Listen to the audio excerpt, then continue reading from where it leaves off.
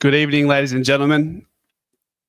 Welcome to the first post-game show of the official AFL season. I've shared the link in the chat. If you want to be a part of the fan cams, just make sure you have a camera. We want to see your gorgeous face.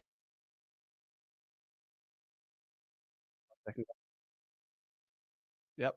So feel free to join, and we're gonna discuss. But just quickly, I guess the emotional roller coaster that footy has come back in a big way. We've been hit by a truck that was ugly. How am I feeling right now?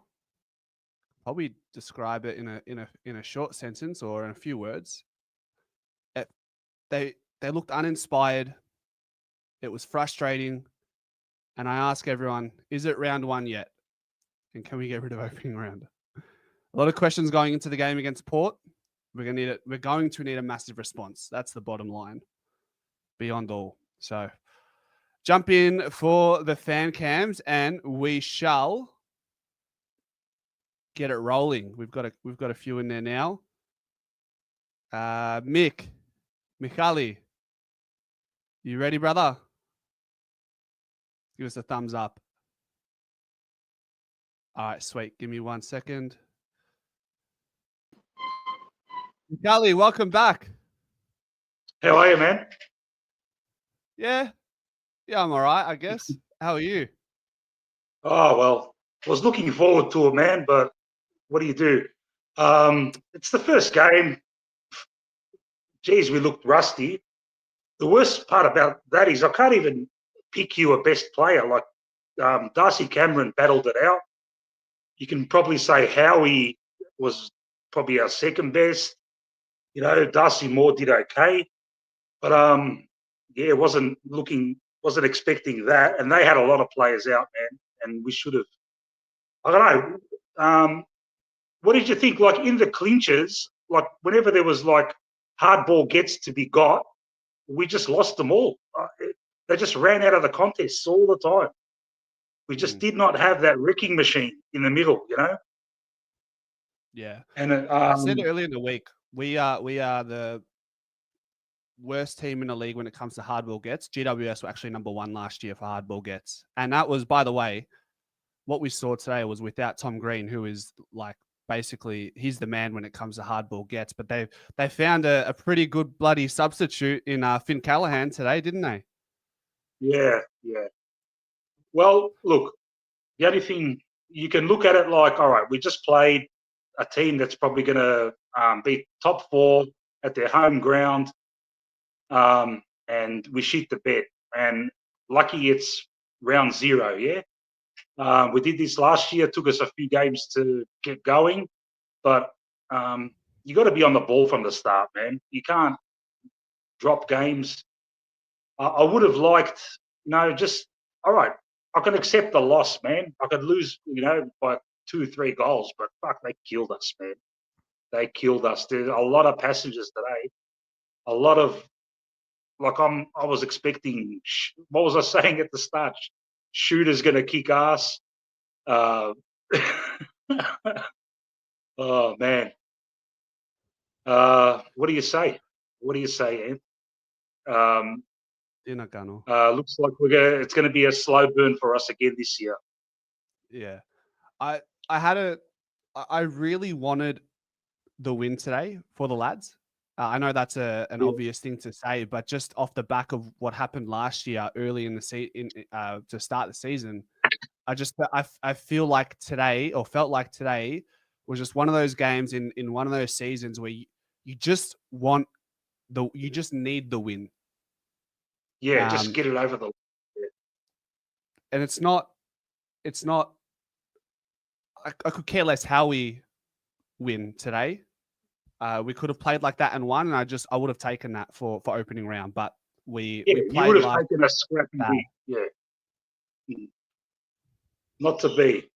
I think we just need to get on the G in the winter months and just string a few wins together.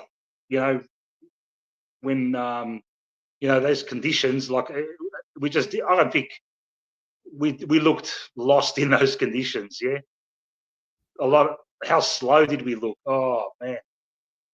And even like one thing, like I've heard you say it a lot too. Mychek never lets his opposition guy take intercept marks, but Sam Taylor fucking destroyed him, man. I think Sam Taylor bent over everyone that wore black and white today. He was unbelievable. Full credit, Yeah. Look, he's a superstar. One saving grace from not much to remember. Eddie Allen looked comfortable and he looked like he belonged. And he can improve his kicking, but he's there and about. And, we can expect him to grow as the season goes on. But that was a good thing to see him step up. But apart from that, they'll be having to get back to their homework this week, mate. Who we got next week? Port at the G. Fuck, we gotta show something there. But hey, it doesn't get easier, huh? Hey, it's good to have footy back, right? It is, man. I was having a conversation with a mate the other day, and it's like, look at us, man. We worry about footy so much. It's fucking absurd, man. But fuck, we need it, man. You need it, mate. You work all week. You bust your chops. You just need that outlet, and it helps with your team's winning. But Ricardo, you know what I say about exactly what you said. I always say you got to have something in your life that is the most important, unimportant thing in your life. And for a lot of us, the most important, unimportant thing in our life is footy, and you just need it. That's your safe haven. That's your getaway. Yeah. We've got a 6-day break. So Saturday evening, I believe the game is. So and we got a public holiday tomorrow, so the week will feel shorter. So hopefully we can get to Saturday. Is there like a sort of is there some sort of prescription that can get me to Saturday if I go to sleep right now and wake up the next time it's Saturday evening, or do we have something like that? No, you can't do that, man. You gotta do your videos, mate. You can't do that. You got plenty of content to bring to us over the next week, mate. Yeah, there's a lot of players. Tell me, Mick, give me a player that impressed you. Give me a player that you want under the microscope. And I'm not saying we're going to flame anyone. I'm curious to know, you being someone who lives and breathes it and understands the game, I want to know who you liked. And you've already mentioned Darcy Cameron, so I'm going to take that one away from you and tell me who you think we should just ponder a little bit more about throughout the week. I like Ed Allen, and there's not much more I could say. Under the microscope, I have to say Bobby, man, looked couldn't find space for himself, and he was electric in that Indigenous game and the practice game, and just I expected more from him. Look, you can forgive a shit game, but even in the junk time, he's just missing easy shots. Now, I just want to say, this thing where Cameron rucks all day and McStay gives him a chop out, I'd rather see McStay stay in the forward line more, and hopefully we can get Mason Cox back in, because a lot of people bag him, man, but mate, he's the best partner for Darcy Cameron, and he creates a lot of headaches for other teams. And I'd rather see McStay just enmesh himself in that forward line without having to worry about chopping out in the ruck. Yeah, but under the microscope, who else can I think of, man? Look, Josh Dacos looked like he struggled a bit, but I reckon when Houston comes back next week, it'll be much better for him. He probably needed a partner in crime coming out of defence there. And like, I saw a lot of comments on social media bagging our defence today, but mate, they were under the pump, man. the midfield didn't help at all. And that has always been the case whenever we've had bad losses. It's always the midfield that fucks it, and the defense is under the pump. Yeah. Just going back, I want to backtrack just quickly to Bobby Hill. Do you feel like maybe we could have got Bobby Hill higher up the ground and maybe take Shooter a little bit deeper to get Bobby Hill involved in some stoppages a little bit more? Yes, I agree with that. Yeah. And even same with McCreary.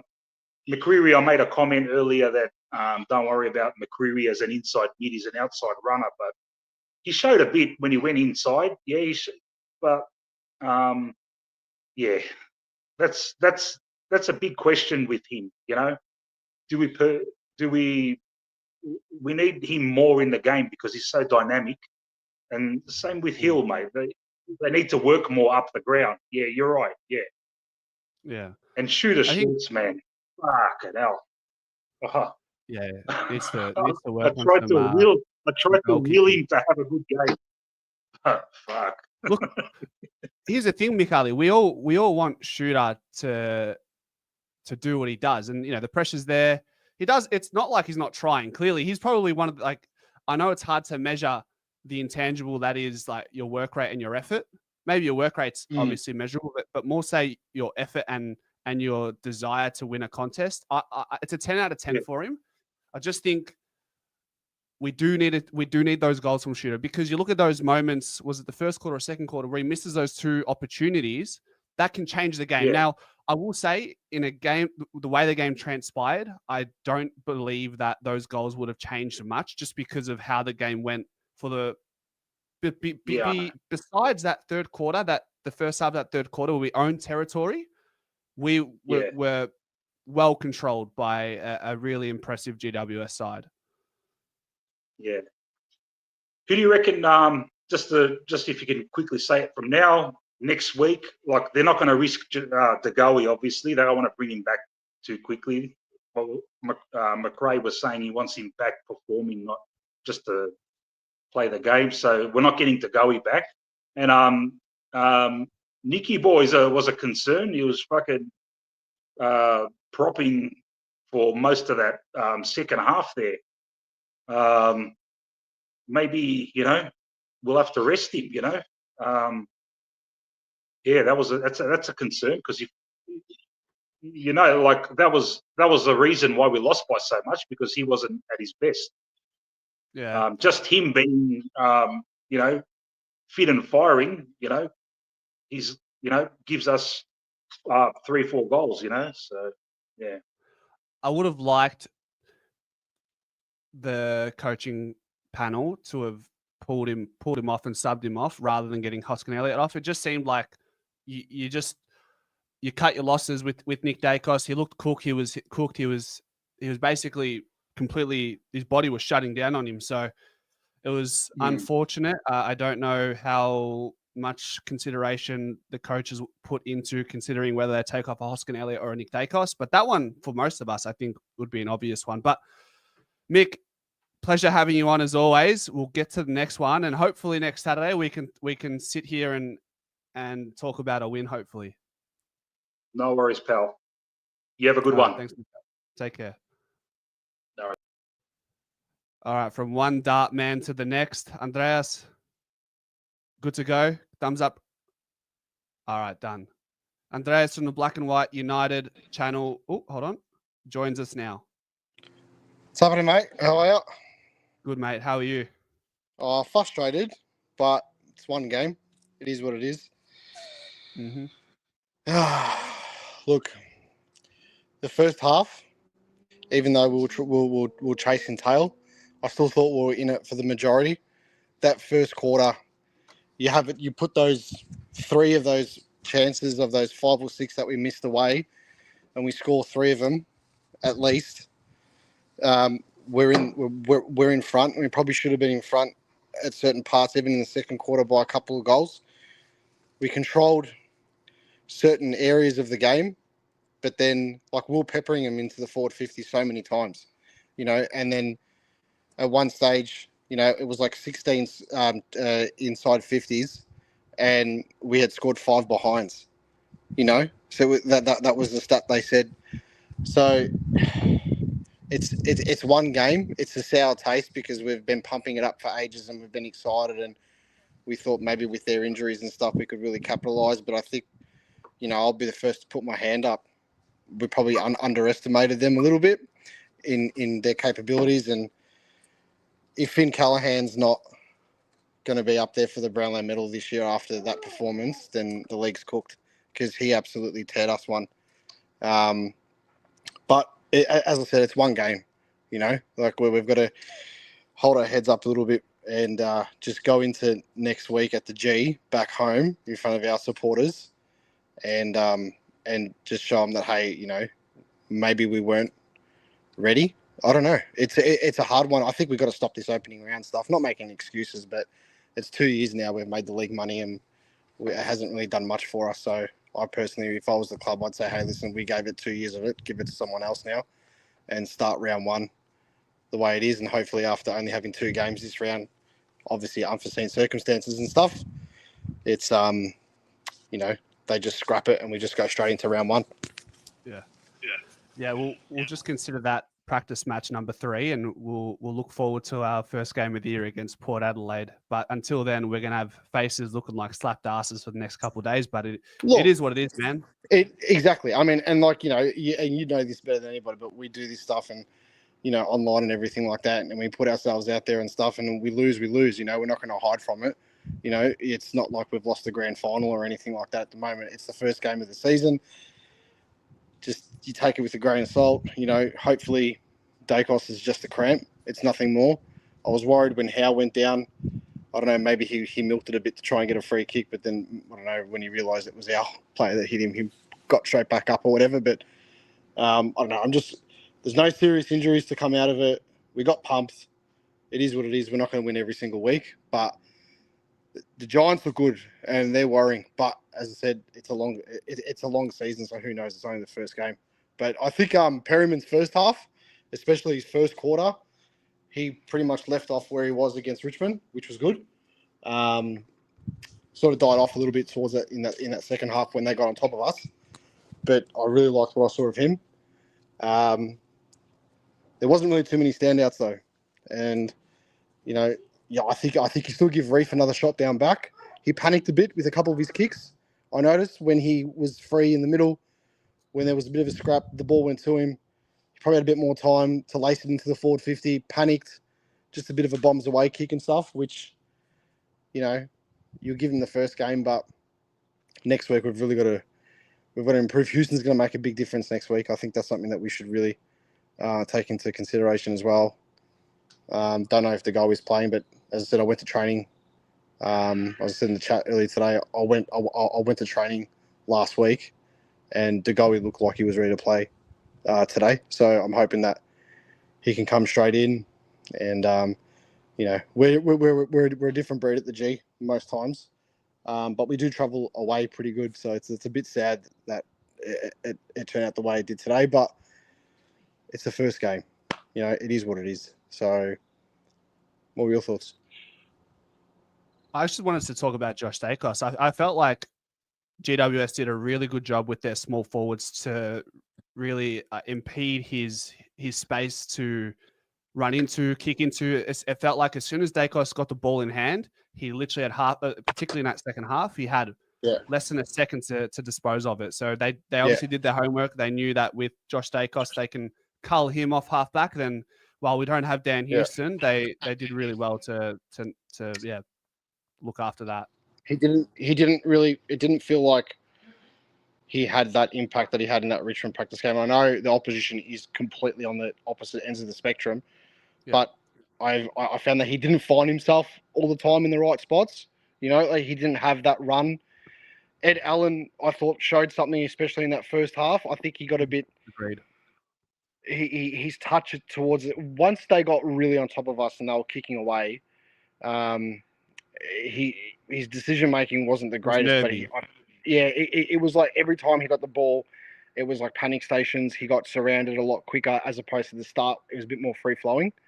But all in all, we just got to put away our chances. We're just like, if you're going to pepper them like we did in those inside 50s, you've got to score goals, and I felt like it was a little bit the first signings of the Triple M's getting in their way a little bit. I noticed too in a lot of packs, it was like all three of them were going for it, which, it was good when the ball went to ground, but we still didn't convert. I mean, there was times in the second and first quarters, like we're doing snaps from 15 meters out and Elliott and McCreary are missing, like every day of the week they put those away. But, we just got to, it's going to be a long season. It's a marathon, but, they exposed us a little bit tonight. So that's not what you want straight away, first off the bat. And the narrative in the media, we have to, as Collingwood supporters, we have to understand the narrative in the media is going to be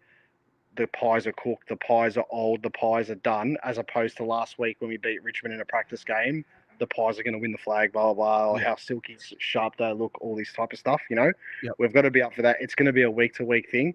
But, it is what it is. It's just frustrating we've waited so long for it and stuff, and that was the result.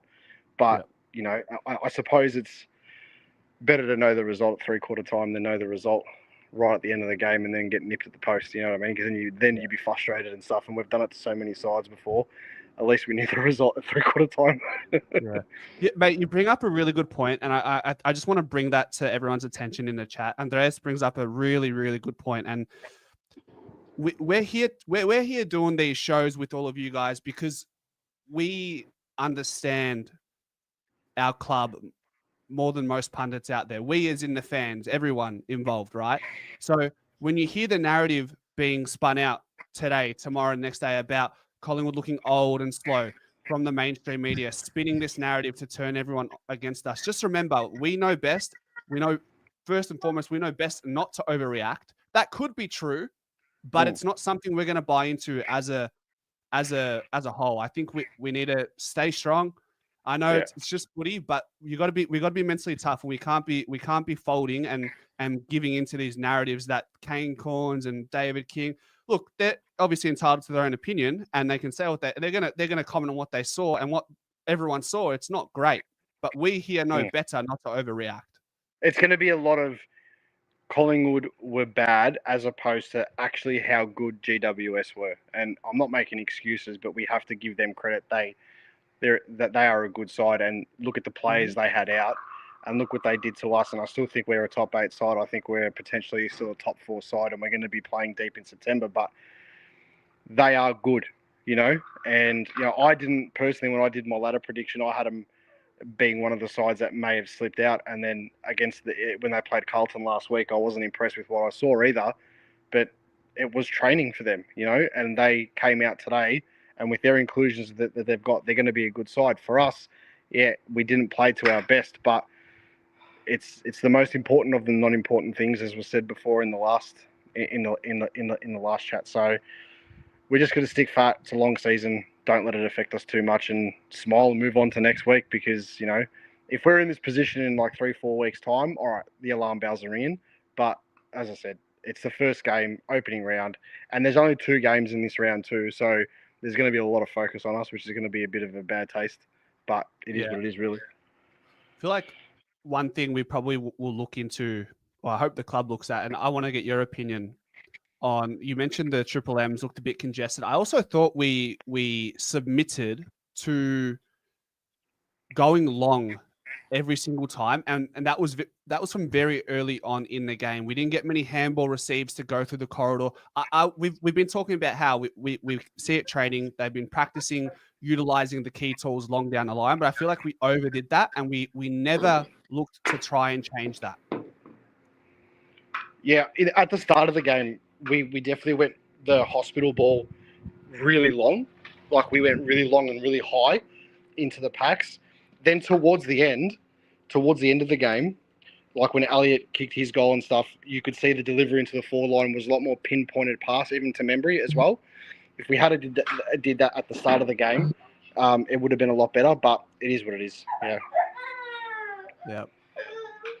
All right, mate, I gotta go. The little one's pulling on the hose, mate. I gotta get going, but it was good chatting to you, and hopefully we can get a better result next week. All right. Appreciate you, man. Have a good night. No worries. No worries. Have a good one. Good Cheers. Yeah. Chris, thanks for waiting. Are you good to go? All right, good man. I can see you're on the way back from the game. Talk to me. Hey mate, how you going? Yeah, I'm all right. How are you? A bit deflated. Yeah. What's Yeah. you're in Sydney, so what's the vibe around you? So I'm here with the whole family. We're on the way home the train, and the same game as last year, where GWS are on. They're primed. It's opening round. We're on their home deck. They're ready to go, and we're not even there. So I don't know what it looked like on TV, but at the ground, I don't know. We just didn't look like we had any options all over the park. We were always behind. Some people call it the rub of the green, but we were just off. And it just seemed to compound. Like, we kept going down the line long. There were no short, sharp options trying to weave our way through traffic. And then when we did try and go through traffic, we got hunted. So I'm trying to find some real positives out of the game. So I thought Darcy Moore had a good game. He seemed to start to get back to where we needed him. On the same count, though, actually, Will Hoskin-Elliott, I'm not sure why he got subbed out of the game, but he was actually one of the only guys who didn't look cooked. Like, he was running up and down the ground. But I'm not sure why he got subbed out. Do you know why? Was he just not playing well? It looked tactical, but he also looked a bit disappointed from the sub. I said before, we probably should have subbed Nick Dacos, given he was basically struggling to move for the last 20 minutes for the whole second half. The thing I was talking to with the people I was with was they seemed to have a pretty hard tag on Nick, but they just persisted with it instead of trying something else. Whether it's playing him off the half back or moving him down forward, but they persisted with him being in the middle, and he just whoever it was who was playing on him did a really good job on him. Well, I noticed that Toby Bedford he followed him everywhere. Like you said, whether it was in the forward line or in the middle, he was with him for the entirety of the game. Yeah, and he had Nick didn't have much of an impact on the game, so that says quite a lot. So that guy's done a really good job. But we just looked cooked. We were tired, slow. Looked like last year to me, where we just, I'm trying not to be doom and gloom. How did you see the game? Oh, I guess. Look, part of it is they had a Brownlow performance in Ben Callahan today. I thought their defensive unit as a whole team, as a whole unit, I thought they covered every single inch of that ground defensively, whether they were in their forward half or defending. I thought they were unbelievable. And when they needed a bailout, Sam Taylor played Sam Taylor. Yeah. I had Sam Taylor. Yeah, hey, it was hot? Was it humid there? Yeah, it was sticky. It was warm. Like, I don't know, it was about 25, 26, 27, humidity in the air. Definitely not nice to play a game of AFL. But, I mean, look, did GWS look cooked? No. Did we look cooked? Yes. So, I don't know how to read that. How did you see the ground ball contest? When the ball hit the deck, what did you see? They were very good. We weren't good. And that's and that's what I said before at the start, was they seemed to have the rub of the green. They were able to shift the ball. They were able to win that hard ball. And I mean, you brought up that stat at the start, where they were number one at getting hard ball wins, and that's how it looked today. It just looked like they were primed, ready to go. And it's that funny thing. We think we're primed, ready to go, but it doesn't play out like that when you're last year and this year. totally didn't play out like that, and it was some of their chains where they were running it up, we just looked like we were, they were playing like Harlem Globetrotter stuff, and we were just watching. There was one moment in the last quarter we had Bobby Hill and Nick Dacos down the forward line, both cramping. Just They couldn't move. Lipinski, they couldn't move. Lipinski, seemed to play well up until last quarter, and then he couldn't move. Braden Maynard looked cooked after the first quarter. I'll tell you what was a killer for us, Ant, was that mark that Tim Membry dropped in the third quarter when we won the clearance.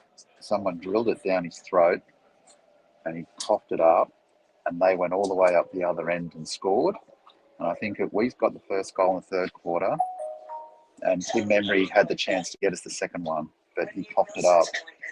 And that seemed to be very deflating for us. Yep. Yeah.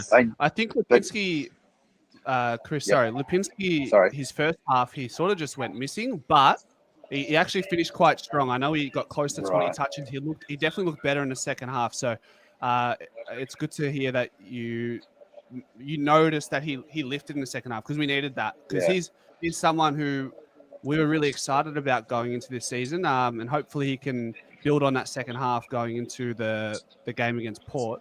The other thing I wanted to mention, Chris, is the tackling. I felt like GWS, their tackling was like you couldn't get past them, and then with us, especially in our back line, how easy players were able to shrug off our tackles. Yeah, and coming out, when we're trying to lock the ball in our forward 50, we couldn't do it. They were just getting it out of there too easy. One thing I would say, though, is that I know when a fresh player comes on, they look good, but Ned Long, he looks like a hulking beast out there.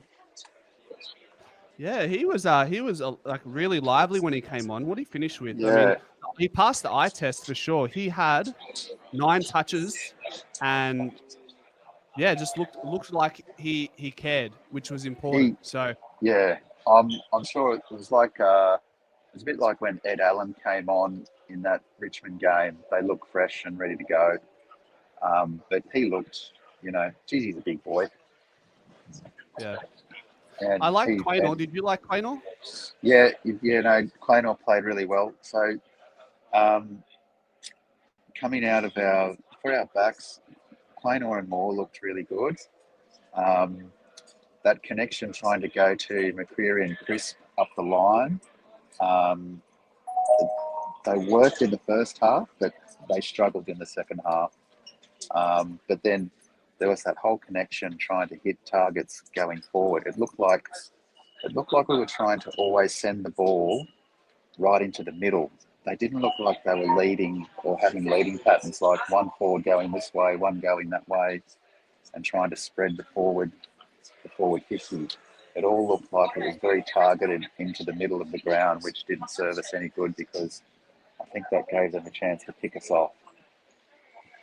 I don't know how it looked on TV, but we were just surprised watching it go. No, it's North Sydney. Calm down. Sorry. They're having a panic on the train here. No, you're right. You're right. But that's how it looked like. Do you make your forwards weren't leading. Yeah. Are you going to look to make your way to games like a Port Adelaide at home, or what do you normally do with those away games? For you, away games? In Melbourne games. Yeah, no, I'm a shift worker, and so I work every second weekend. I had to take this weekend off to go watch this game. So, I'm sorry that you had to do that and see what you saw today. Oh no, like that's the colours, mate. Like you got to go and support. Like you take the time off to go. You front up. Like Collingwood can't win in Sydney, so for the family, it's a bit tough, because we only watch 2 games a year, and I think the last game we won in Sydney was when we played that random game against Melbourne. I think that was Buckley's last coaching game. Yeah, that's the last time we won here. So, but it's the club. You love the club. You bleed for it. Yeah. Who was your best performer for Collingwood? Let's roll with Okay, something best and positive here. worst. Best and worst. Yeah, we'll go best first. Worst isn't the right word, but best. Best, I'd put. It was very hard to single out a best because there wasn't anybody who actually really, really stood out. So if I could sort of cast it across a few, Shooter had moments. Plainer had moments. He was trying the whole time. Darcy Moore was trying to improve. They were all sort of bobbing up, like side bottom was bobbing up for moments. But so I would put it across a spread for a few. If I had to pick out one, I'd probably say maybe Quaynor. There's a few comments in the chat about Pendlebury's performance. Once again, I thought he was okay without being great, but I don't think he was bad. But yeah, yes, defensively when it goes the other way, it doesn't look great. But that's Pendle. He's not fast. What I found was that they had more numbers around the stoppages. So they had more players on the outside. So if you did win it on the inside and you tried to get it out, that's where they had more numbers than we did. So they kept locking it up and turning it over. I mean, when Pendlebury has a lot of pressure around him these days, he does look a little bit slow, but I still thought he was pretty good, but it was to GWS's credit because they put us under pressure so much. So we didn't get the opportunity to be slick and silky like we like Collingwood to be. So they starved us of those opportunities today. Mm-hmm. Yeah. On to the next one, though, right? Sorry? On to the next one, though, right? Yeah, absolutely. Looking forward to it. But we've really got to pick it up, though. We can't go 0-2, 0-3 this year. Otherwise, as the last guy said, I think Andreas, then that's when everyone will start the Dad's Army narrative, and that's what we don't want. Look, but anyway, I just think it's an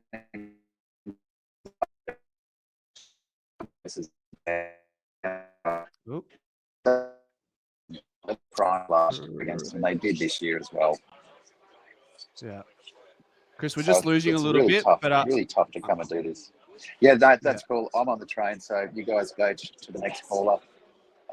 Appreciate good luck. it. Thanks for having me on. Okay. Thanks for coming on. Cheers, Thanks, Chris. All right. All right, we'll move on to the next one. Just before we do that, just let's not overreact. It was a disappointing game, but we've got another 23 games left in us. So, yeah, I'm sure they'll answer some pretty honest questions when they get back home, and all you can hope for is a response, and that's what we're hinging our hopes on right now, aren't we? Nick, are you good to go? All right, Nick. Hey. Oh, I can hear the commentary. Do you mind just muting that? Oh, sorry. Yeah. Right. Yep. Just still watching a bit of Fox Footy.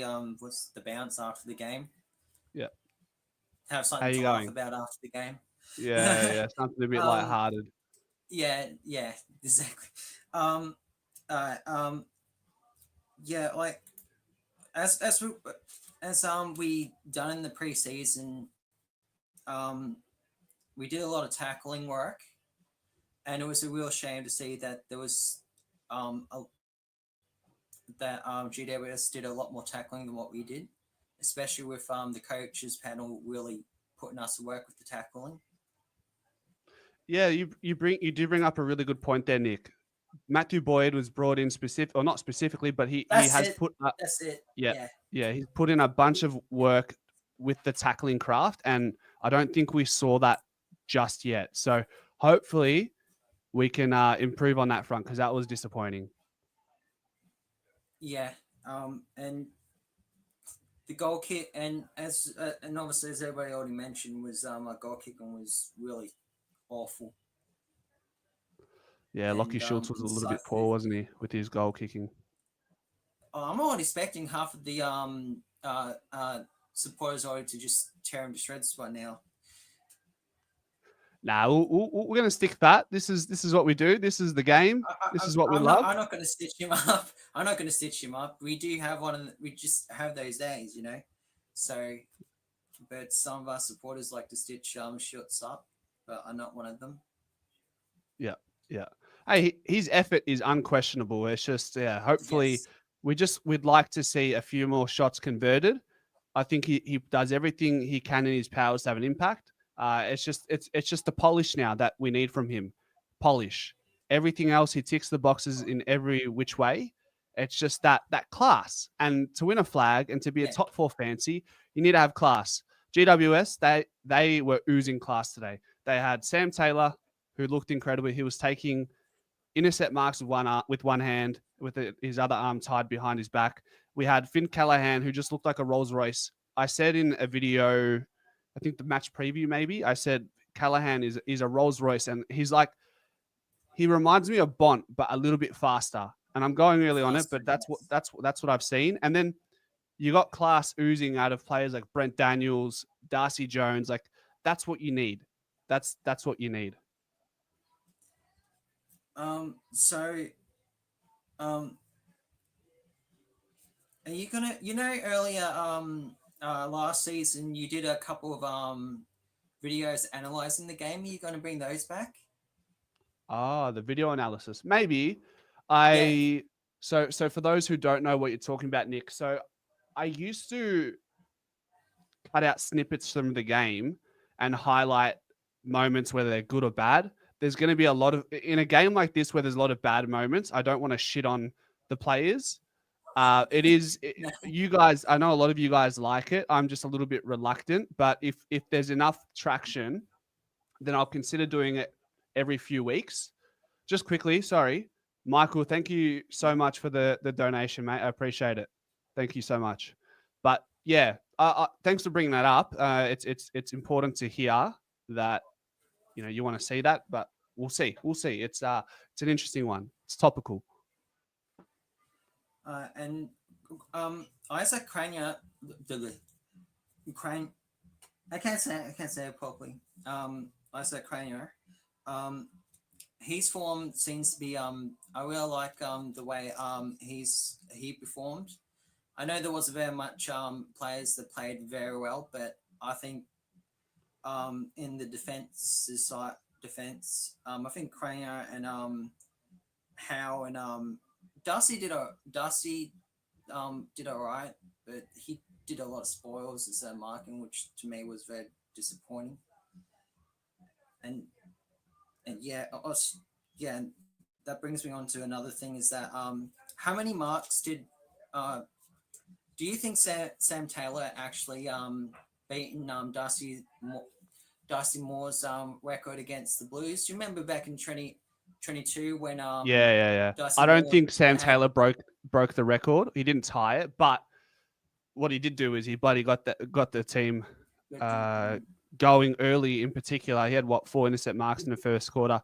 That's something I'd like the team to adapt and adjust. I think we went long a little bit too much, and it was a welcome sign to see that we have the setup forward of center to be able to go long when needed.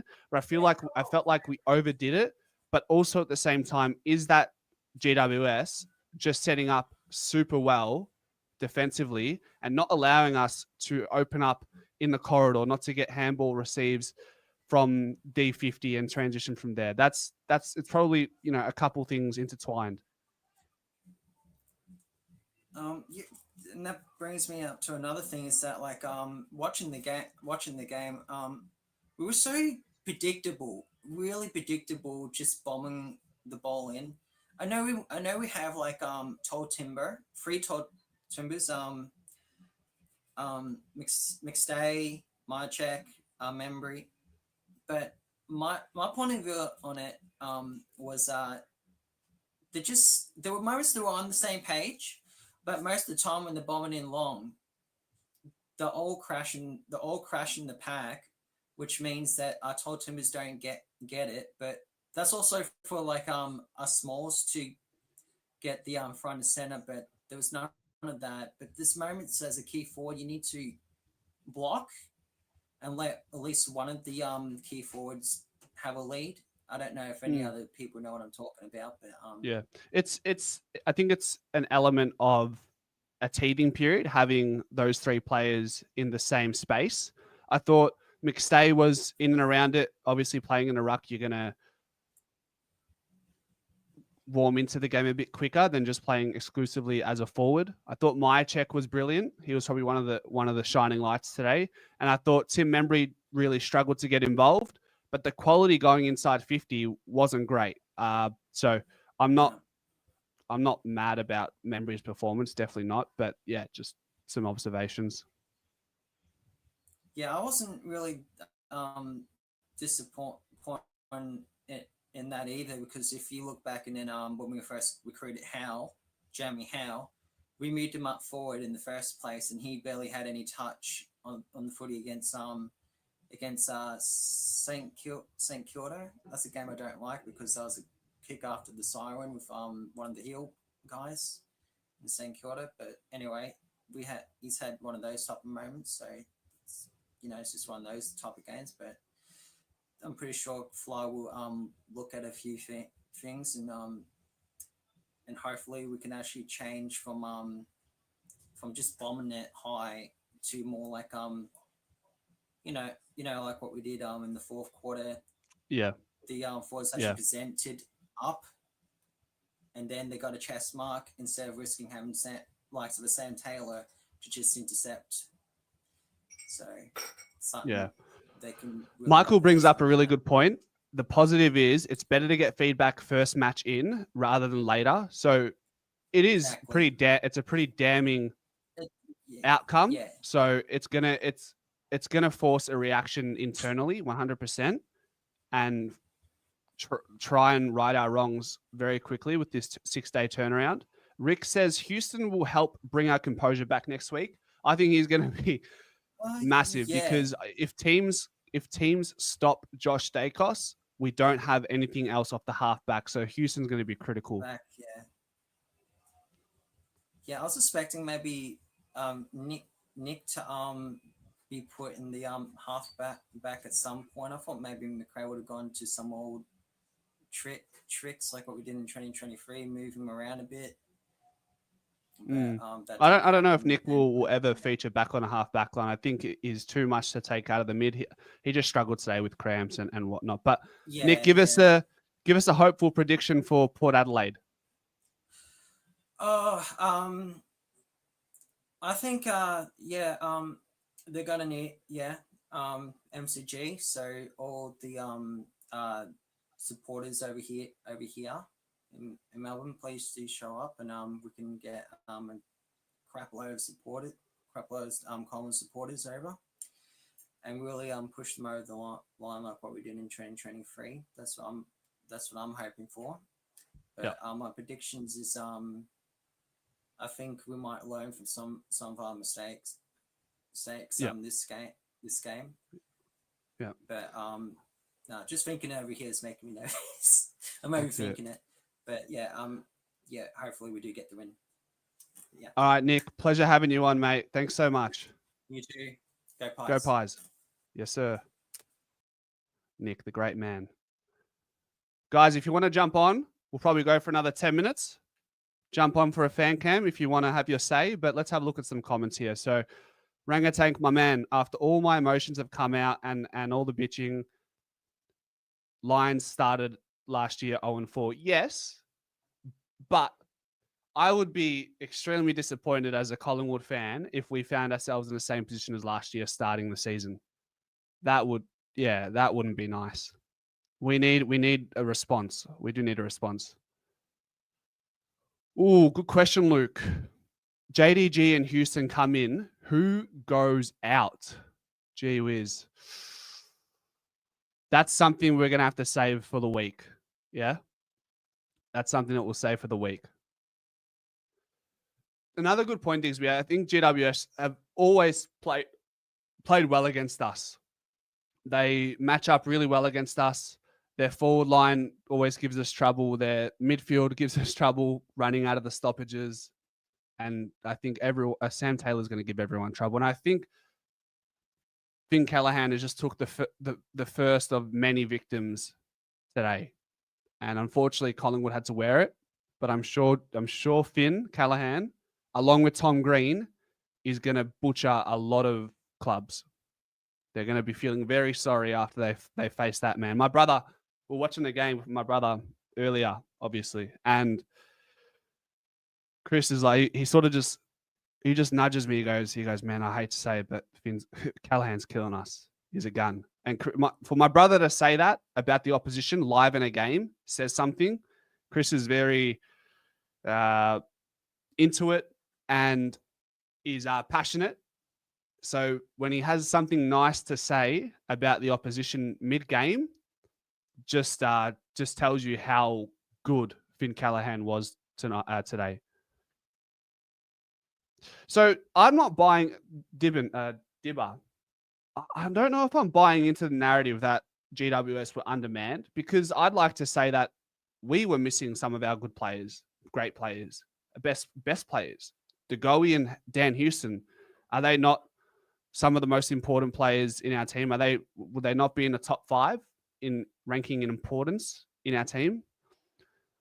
And this is not something I'm saying in retrospect. I'm not saying this after the fact that the game is finished. I said this going into it. I said, yeah, GWS are missing players, but so are we. But yeah, take that. I guess interpret that as you will. People are delusional. Pendles has never had speed, just awareness. That's right. I thought he was okay. I'm not stressed about Pendles. I don't think this is going to happen just yet, D's. I think, like I've said it a couple times already, but I don't think Schultz played bad. He just missed that finishing, that finished product, and that was a goal kicking. I think if he kicks those 2 goals, everyone here says he had a great game. It's something he has had inconsistencies with, which is probably what is the most concerning thing about the outcome of Lockie Schultz's game. But I'll back him. I will back him. Any Melbourne team would have lost in that heat and humidity. It must be a night game if we're to play it. Well, yeah, the humidity is maybe something the Pies couldn't account for and didn't.